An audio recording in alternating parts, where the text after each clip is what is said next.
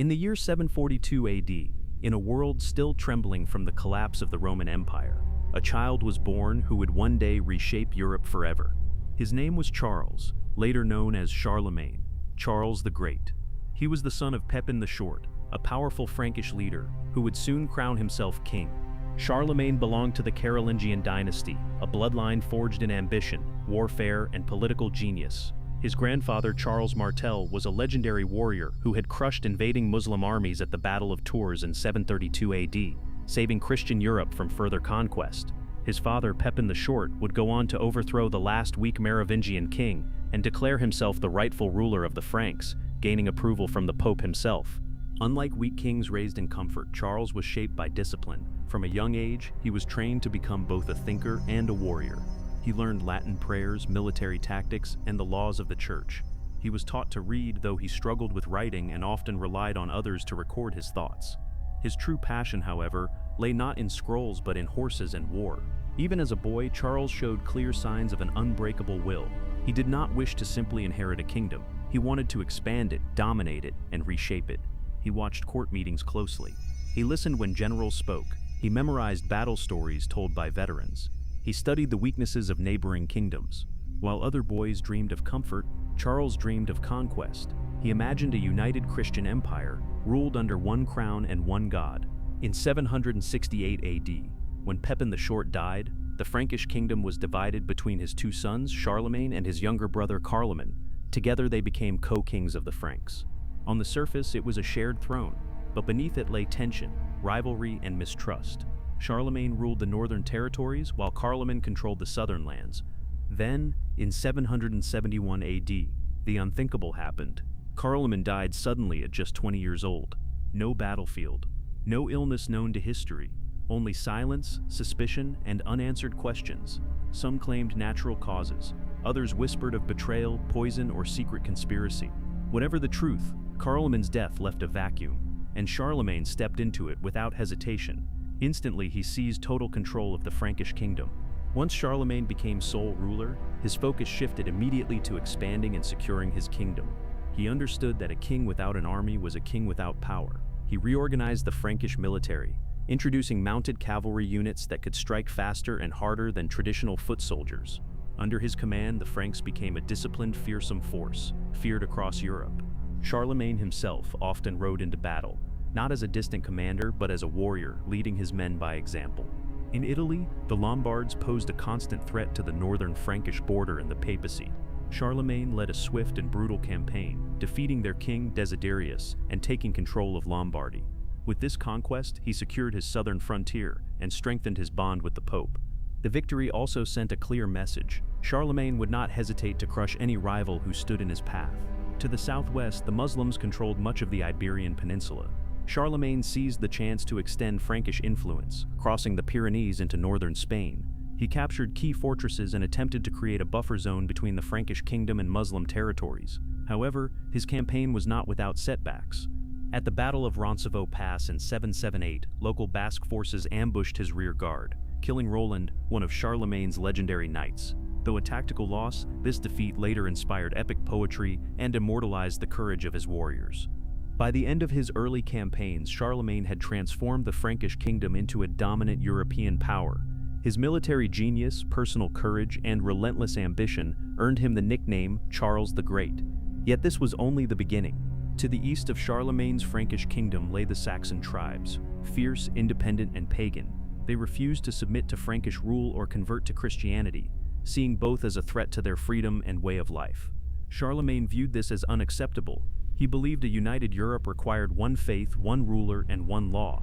Beginning in 772 AD, he launched a series of campaigns against the Saxons, which would stretch on for over 30 years. This was not a war of conquest alone. It was a war to impose religion, law, and obedience. Charlemagne did not simply defeat the Saxons on the battlefield. He sought to convert them to Christianity by force. Pagan temples were destroyed, sacred groves cut down, and mass baptisms were carried out under duress. Those who resisted faced exile, slavery, or death. It was a ruthless policy, but Charlemagne believed it was necessary to create a unified empire. The most infamous episode of these wars came in 782 AD at Verdun. After a Saxon rebellion, Charlemagne ordered the execution of 4,500 Saxons, a chilling demonstration of power intended to crush further resistance. Some historians call it one of the darkest acts of his reign, while others argue it was a calculated political move. Regardless, this event became legendary, a stark reminder that Charlemagne's greatness was inseparable from violence. By the end of the Saxon Wars, Charlemagne had transformed Saxony. Pagan resistance was broken, Christianity had been firmly established, and Charlemagne's empire was no longer a collection of territories. It was a unified, centralized Christian kingdom, stretching across northern and western Europe. Yet this unity came at a cost: thousands of lives lost, cultures suppressed, and fear instilled. Charlemagne's relationship with the church was as strategic as it was spiritual. He recognized that the Pope could legitimize his rule in ways no army could. In return, Charlemagne offered protection to the papacy, defending Rome and Italian territories from hostile forces. Their alliance was mutually beneficial. The Pope gained a powerful protector, and Charlemagne gained divine endorsement. On Christmas Day, 800 AD, in the majestic St. Peter's Basilica, Pope Leo III placed a crown on Charlemagne's head. The ceremony shocked the world. Charlemagne had not requested to be crowned emperor. The Pope acted unilaterally. Yet in that moment, Charlemagne became the first Holy Roman Emperor in over 3 centuries.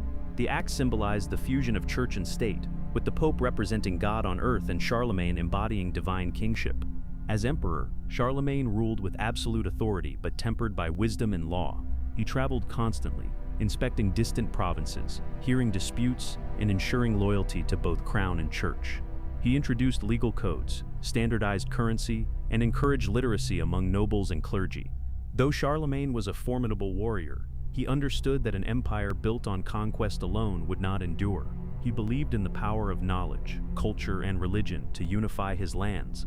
Thus began what historians call the Carolingian Renaissance, a revival of learning, literacy, and the arts across Europe.